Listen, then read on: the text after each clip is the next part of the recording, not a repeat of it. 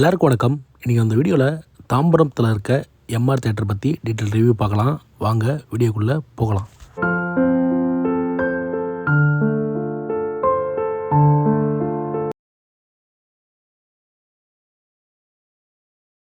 இந்த தேட்டருக்கு புதுசாக கிண்டிலேருந்து வரவங்க நீங்கள் பிரிட்ஜு மேலே யூட்டர்ன் பண்ணாமல் நேராகவே போய்ட்டு சிக்னலில் யூட்டர்ன் பண்ணிவிட்டு லெஃப்ட்டில் சைட் கேட் வழியாக நீங்கள் தேட்டருக்குள்ளே என்ட்ராங்க. அதான் ஈஸியாக வழியாக இருக்கும். அப்படி நீங்கள் கூகுள் மேப் பார்த்துட்டு போனீங்கன்னா மார்க்கெட்டுக்குள்ளே போய்ட்டு தான் ஒரு வழி காட்டும். அது கன்ஃபியூஷனாக இருக்கும். அதனால் நான் சொன்ன வழியை சூஸ் பண்ணிக்கோங்க. இந்த தேட்டருக்குள்ளே எனக்கு வரும்போது ஒரு ஃபஸ்ட்டு இம்ப்ரெஷன் என்ன எனக்கு தோணுச்சுன்னா, தேட்டருக்குள்ளேயே ஒரு மினி பார்க்கு மாதிரி செட் பண்ணியிருந்தாங்க. அது உண்மையிலேயே எனக்கு சர்ப்ரைஸாகவே இருந்தது. நீங்கள் ஒரு வேளை ஃபேமிலியோடு போயிருந்தீங்கன்னா, படத்துக்கு பிஃபோராக போயிருந்தீங்கன்னா, உங்கள் கிட்ஸ் அண்ட் ஃபேமிலியோட டைம் ஸ்பெண்ட் பண்ணுறதுக்கு உண்மையிலேயே ஒரு நல்ல விஷயம்னு கண்டிப்பாக சொல்ல முடியும். பார்க்கிங் ஸ்பேஸ் இங்கே ரொம்பவே பெருசாக இருக்குது. இவங்க பார்க்கிங்க்காக பைக்குக்கு 20 ரூபாவும் காருக்கு 30 ரூபாவும் ஒரு ஷோவுக்கு பார்க்கிங் சார்ஜ் பண்ணிக்கிறாங்க.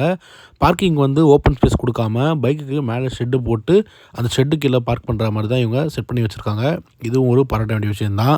இந்த தேட்டரோட பாக்ஸ் ஆஃபீஸ் தேட்டரோட ரைட் ஹேண்ட் சைடில் இருக்குது. நீங்கள் உங்கள் டிக்கெட்டை இங்கேயே கலெக்ட் பண்ணிக்கலாம். ஆன்லைனில் புக் பண்ணுறவங்க டைரெக்டாகவே தேட்டருக்குள்ளே போகலாம். என்ன ஒரு நெகட்டிவ்னால் இவங்க கேஷ் பேமெண்ட் மட்டும் தான் அக்செப்ட் பண்ணுறாங்க.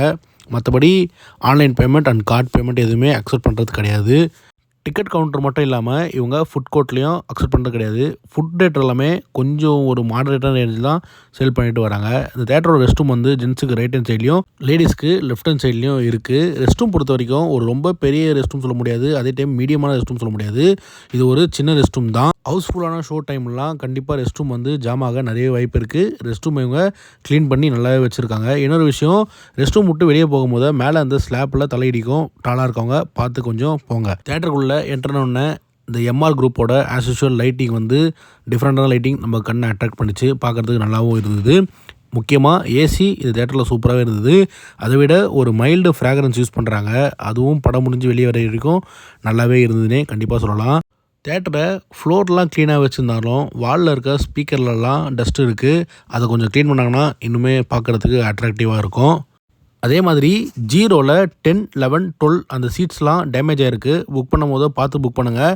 தேட்டர் மேனேஜ்மெண்ட் யாராவது இந்த வீடியோ பார்த்தீங்கன்னா அந்த சீட்ஸை கொஞ்சம் ரெக்டிஃபை பண்ணால் நல்லாவே இருக்கும். படம் பார்க்குற ஆடியன்ஸ் படத்தை மட்டும் பார்த்துட்டு தேட்டரை விட்டு வெளியே வந்தால் இந்த மாதிரி டேமேஜ்லாம் தேட்டருக்கு ஆகாது. செலிப்ரேஷன் பண்ண சொல்லிட்டு இந்த மாதிரி பண்ணால் வேறு என்ன சொல்ல முடியும். சீட்ஸில் ஸ்லைடிங் இல்லைனாலும் சீட்ஸ் ரொம்ப கம்ஃபர்டபுளாகவே இருக்குது. சீட்டிங் அரேஞ்ச்மெண்ட்டை இவங்க நல்லாவே பண்ணியிருக்காங்கன்னே சொல்லலாம். ஸ்க்ரீன் பற்றி ஃபஸ்ட்டு பார்ப்போம். ஸ்க்ரீன் பொறுத்த வரைக்கும் ரொம்ப பெரிய ஸ்க்ரீன் சொல்ல முடியாது. இந்த ஆடிட்டோரியத்துக்கு ஏற்ற ஒரு மீடியம் சைஸ் பிக் காம்பேக்ட் ஸ்க்ரீன்னே சொல்லலாம். இந்த ஸ்க்ரீனில் இவங்க பார்கோவோட 4K பொசிஷன் யூஸ் பண்ணுறாங்க. பிக்சர் கிளாரிட்டி நல்லா இருக்குது. பட் பிக்சர் கொஞ்சம் டல்லாக இருக்க மாதிரி இருக்குது. அதை கொஞ்சம் இன்க்ரீஸ் பண்ணாங்கன்னா நல்லாவே இருக்கும். ஸ்க்ரீனில் லைட்டாக டஸ்ட் இருக்குது. அது பெருசாக நம்மளை டிஸ்டர்ப் பண்ணாது.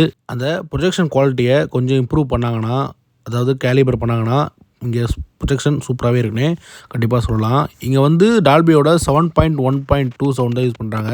அது வேறு ஒன்றும் இல்லை.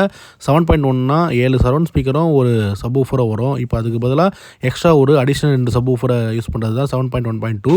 இந்த ஸ்க்ரீனுக்கு பக்கத்துலேயே ஒரு 4 சப்வூஃபர் யூஸ் பண்ணுறாங்க. அதனால் பேஸ் நல்லா ஹெவியாகவும் பேஸோட பஞ்சு ரிச்சாகவே நம்மளுக்கு ஃபீல் கொடுக்குது. பேஸ் மாதிரியே சரௌண்டிங்க சூப்பராகவே இருக்குன்னே சொல்லலாம். படம் பார்க்கும்போது ஆடியோ எஃபெக்டிங்க வேறு லெவலில் இருக்குது. இங்கே யூஸ் பண்ணுற 7.6 சவுண்டுக்கு மொத்தம் 16 சரௌண்ட் ஸ்பீக்கரை இந்த எம்ஆர் தேட்டரில் யூஸ் பண்ணுறாங்க. சரௌண்ட் அண்ட் பேஸ் எல்லாமே இங்கே சூப்பராகவே இருக்குது. இந்த ஸ்க்ரீனில் டிக்கெட்ஸை மொத்தம் 2 வகையாக பிரிக்கிறாங்க. ஒன்று ஃபஸ்ட் கிளாஸ், இன்னொன்று செகண்ட் கிளாஸ்னு.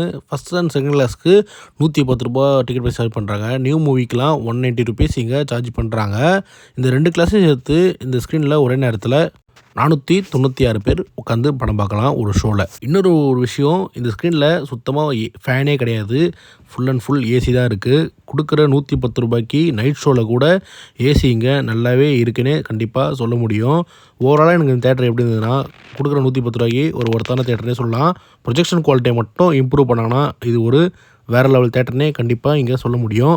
நீங்கள் இந்த தேட்டரில் படம் பார்த்துருந்தீங்கன்னா மறக்காமல் உங்கள் எக்ஸ்பீரியன்ஸை கீழே கமெண்ட்டில் சொல்லுங்கள். அதை விட இந்த தேட்டருக்கு ரூட்டு தெரியாதவங்களுக்கு கமெண்ட்டில் சொல்லுங்கள். இது இன்னும் கொஞ்சம் ஹெல்ப்ஃபுல்லாக இருக்கும். இங்கே டால்பி டெமோ எதுவுமே ப்ளே பண்ணல. அதனால் டெமோ எதுவும் என்னால் இந்த வீடியோவில் அட்டாச் பண்ண முடியல. இதே மாதிரி அடுத்த ஒரு வீடியோவில் உங்களை சந்திக்கிறேன். நன்றி.